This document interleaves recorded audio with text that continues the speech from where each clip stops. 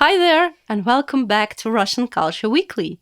My name is Tatiana, and today I give you 25 random facts about Russia, Russians, and the life here. No time wasted, let's go.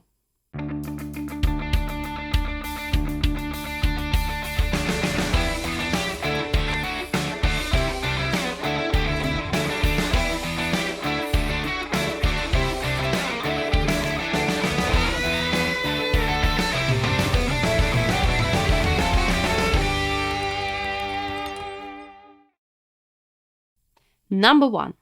We celebrate New Year much more than Christmas. So it's the New Year's Eve that everyone is waiting for, and you get the most amount of gifts on the occasion of the New Year, not on Christmas. I've spoken a little bit more about it in the video on Russian state holidays, so if you are interested, please watch that video right here. Number 2. Questions like, how much money do you make? Or why don't you have any children? Are considered impolite, but are asked all the time, even by the people you don't quite know.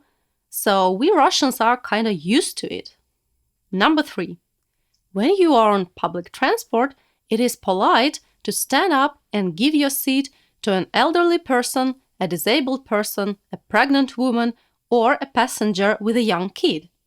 And some men even stand up when any woman enters. This has happened to me, and I personally love it when it happens, but some women might take it as a hint that they look old. This actually happened to my mom when she was around 48 or 49, and a man gave his seat to her in a metro car, and she came home heartbroken, and she said, he thought I was so old. And I said, no, Mom, he's just a polite man. Number 4. When you enter a Russian Orthodox church and you are a woman, you are supposed to cover your head, but if you are a man, you are supposed to take your head off. This is believed to originate from Apostle Paul's writings, saying something like, any woman praying with her head uncovered covers her head in shame, and the other way around with men, any man praying with his head covered covers his head in shame. And another reason I've personally heard to do that is that women are supposed to absorb some good energy in a church, so to slow that down, they are supposed to cover their heads. And it's the other way around with men, who are supposed to not be able to absorb that much energy, so to facilitate this process, they remove their heads. Number 5. Usually, people in Russia do not smile at you just because they caught your glance. No, smiles are for friends and family, or at least for people you know. Here in Russia, we say «смех без причины – признак дурачины», which is translated to English as «laughing without reason is a sign of a fool». So you might imagine why we don't smile just like that. This is also a reason why Russians might seem grumpy, but actually we are not grumpy, we just don't want to look like fools. Number 6. Many Russians are very, very bad in following rules. This may apply to traffic rules or the rules of behaving in some place and so on. There is a popular saying, the severity of Russian law is compensated by the dispensability of following it. There is also a very, very popular opinion, which I personally hate, which says, if something is prohibited, but you want it badly, then it's not prohibited. Number 7. Russia is extremely multicultural. We have over 190 peoples living here, and those might differ from very populous ones like Tatars to the smaller ones like Koryaks who live in Kamchatka. And over 100 languages are spoken in Russian. However, our only official language is Russian. I remember some years ago, like maybe 15 or 17 years ago, there was a huge commotion about making Tatar language the second official language of Russia. Well, that never happened, and I personally think that was not a serious suggestion, but maybe more a reason to be on the news. Number 8. Our country is so huge that our sense of distances differs a lot from that of Europeans, let's say. And for example, when I was an exchange student in Turku, Finland, I loved saying stuff like, "Yeah, that's really close, 40 minutes by bus." Or, for example, you can hear something like, "Yeah, that's not so far away, one day by train." And we really mean it, because a train trip around Russia can take 10 days, 2 weeks. So come on, one day in a train, it's not much at all. Number 9. We love criticizing our country and the ways things are done here. But goodness help you if you are a foreigner and try to do the same. So, if you want to avoid problems, maybe you shouldn't do that. Number 10. Queuing, by which I mean waiting in a line, is a kind of national sport in Russia. That's a shame it's not an Olympic sport, because surely we would have all the medals. Number 11. Ads on our TV are sometimes longer than the pieces of movie or program they interrupt. I think this might be one reason why younger people tend to not have a TV in their homes and to watch everything on the web. Number 12. The ways of greeting people in Russia. Men usually greet each other by shaking hands. And if you are a man and someone approaches you to shake your hand and you are seated, it is polite to stand up, at least a little bit, or just show your intention to stand up.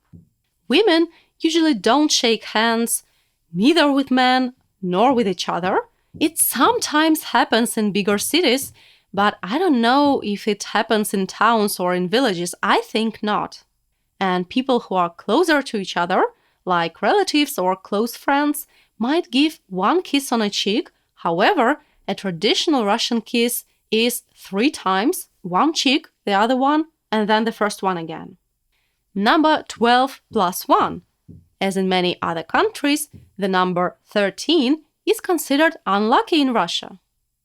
This is one of many other bad luck superstitions in Russia, and another examples include, for example, a black cat crossing your path or meeting a woman with an empty bucket.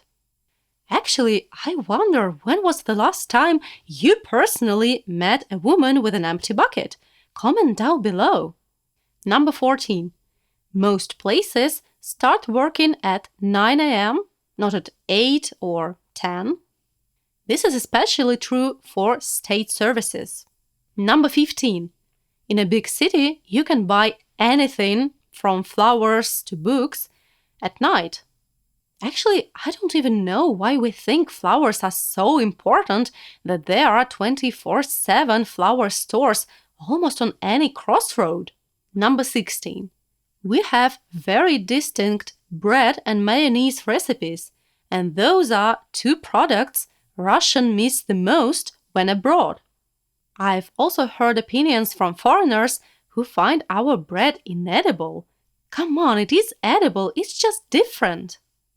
Number 17. Carpets are really popular, not only on the floors, but on the walls too. And many people of my age and older, when we were kids, we used to fall asleep watching the carpet hanging on the wall by the bed. And the reason we used to have many carpets on the walls was really simple, to keep the heat inside. Number 18.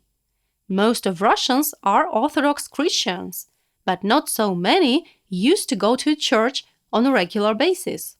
One survey showed 2/3 of Russians called themselves Orthodox Christians and 7% called themselves Muslims.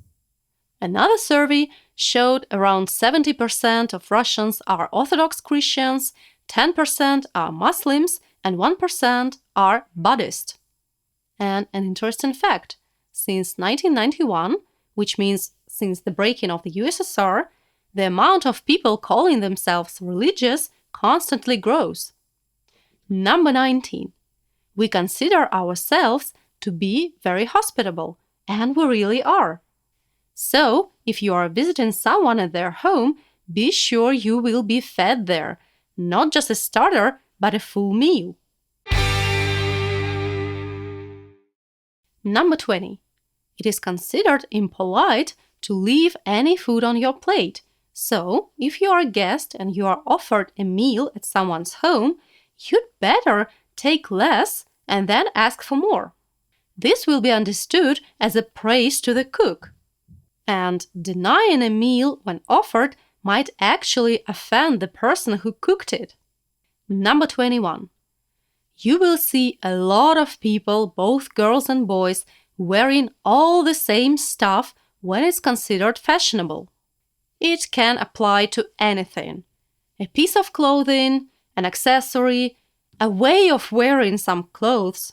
For example, I remember around 2008, I think, there was a fashion for floor-length pleated skirts, so every single girl in St. Petersburg was wearing this.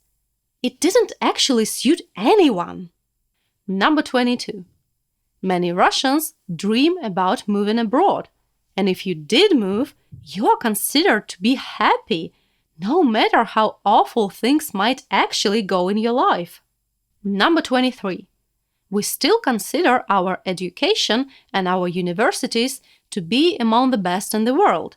However, you won't find any Russian university in the top 100 of any worthy rating. Number 24. It's quite common and not considered as something odd to continue living with your parents even if you are old or if you have your own family already. And finally, number 25. Car horns are used all the time, just for everything.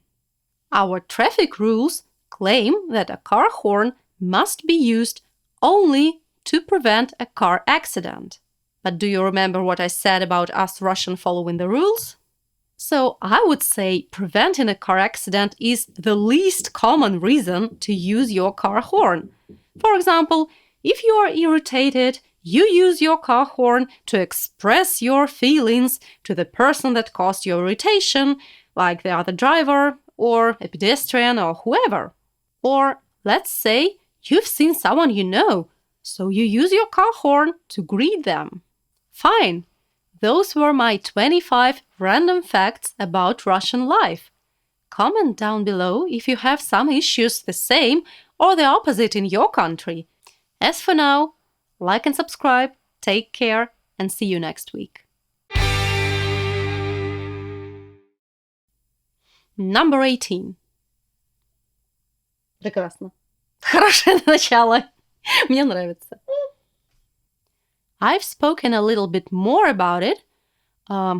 Так, я настолько сосредоточилась, чтобы это произнести, что забыла, что дальше.